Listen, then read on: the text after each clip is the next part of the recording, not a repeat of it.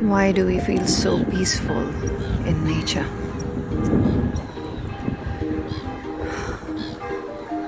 Because nature brings us close to our own original reality,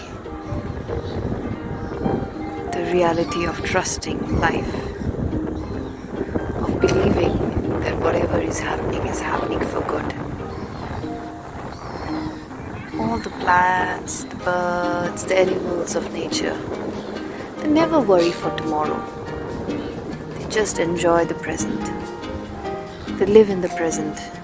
They trust that tomorrow is going to be fine. That tomorrow they'll get their food. They'll get whatever is needed. And that is a vibration. And this vibration makes everyone who wants to be with nature, makes them feel the same.